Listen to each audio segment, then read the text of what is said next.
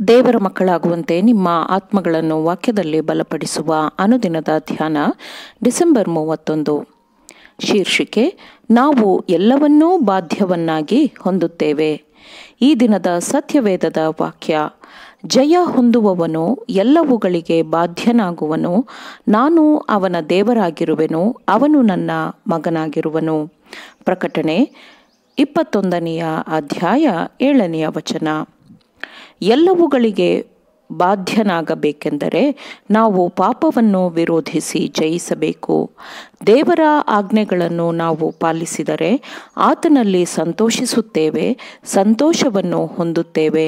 ನಮ್ಮ ಸದಸ್ಯತ್ವವನ್ನು ಪರಲೋಕದಲ್ಲಿ ನಿಜವಾಗಿಯೂ ಹೊಂದಿದ್ದರೆ, ನಿತ್ಯತ್ವದ ವಿಷಯವಾದ ನಶಿಸಿ ಹೋಗದ ಬಾಧ್ಯತೆ ಎಂಬ ಬಿರುದನ್ನು ಹೊಂದಿದ್ದರೆ, ಪ್ರೀತಿಯಿಂದ ಕೆಲಸ ಮಾಡುವ ಆತ್ಮವನ್ನು ಶುದ್ಧೀಕರಿಸುವ ನಂಬಿಕೆಯನ್ನು ನಾವು ಹೊಂದಿರುತ್ತೇವೆ.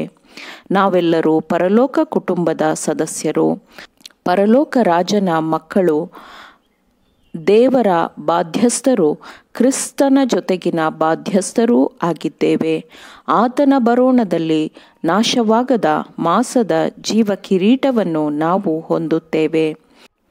ದೇವರ ಜೀವನದೊಂದಿಗೆ ಅಳೆಯಲ್ಪಡುವ ನಿಮ್ಮ ಜೀವನವನ್ನು ಆತನೊಂದಿಗೆ ನಿತ್ಯಕ್ಕೂ ನೆಲೆಸಲು ತಕ್ಕ ಹಾಗೆ ನೀವು ಎಲ್ಲವನ್ನೂ ಬಾಧ್ಯತೆಯನ್ನಾಗಿ ಪಡೆದುಕೊಳ್ಳುವ ಹಾಗೆ ನಿಮ್ಮ ಜೀವನವನ್ನು ಉನ್ನತೀಕರಿಸಿ ಉತ್ಕೃಷ್ಟಗೊಳಿಸಿ ನೀವು ಪರಲೋಕದ ಸಕಲವನ್ನು ಆನಂದಿಸಿ ಅನುಭವಿಸಬೇಕು ಎಂದು ಪರಲೋಕದ ಅಧಿಪತಿಯು ಬಯಸುತ್ತಾನೆ.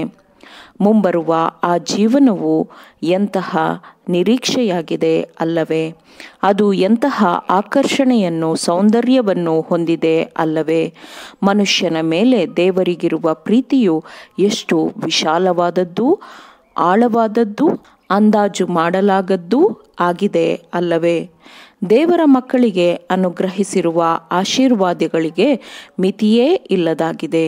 ಹೌದು, ಎಲ್ಲ ಲೋಕಗಳಲ್ಲಿಯೂ ಪರಲೋಕದ ಮಂಡಲಗಳಲ್ಲಿಯೂ ಬಿದ್ದು ಹೋಗದ ಪ್ರತಿ ಹೃದಯವು ಆರಾಧಿಸುವ, ಪ್ರತಿಯೊಂದು ನಾಲಿಗೆಯು ಸ್ತುತಿಸುವ ಕ್ರಿಸ್ತನೊಂದಿಗೆ ಸಂಪರ್ಕ ಹೊಂದುವುದು ದೇವರ ಮಕ್ಕಳಿಗೆ ಅನುಗ್ರಹಿಸಿರುವ ಮಿತಿಯೇ ಇಲ್ಲದ ಆಶೀರ್ವಾದವಾಗಿದೆ.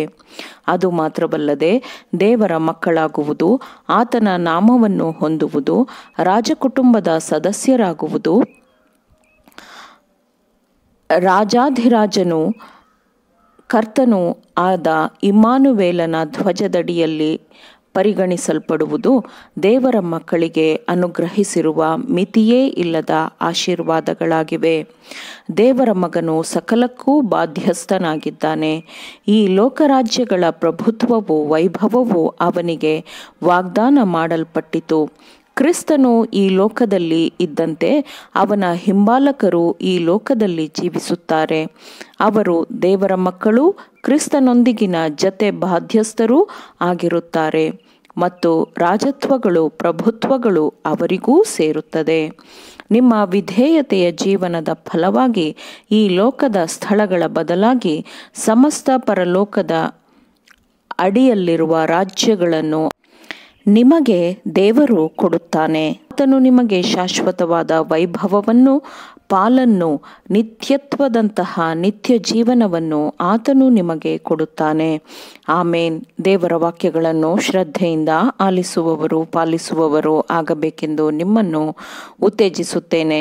ಪರಿಶುದ್ಧಾತ್ಮನ ಸಹಾಯದಿಂದ ಆಲಿಸಿದ ನಿಮ್ಮೆಲ್ಲರಿಗೂ ಧನ್ಯವಾದಗಳು.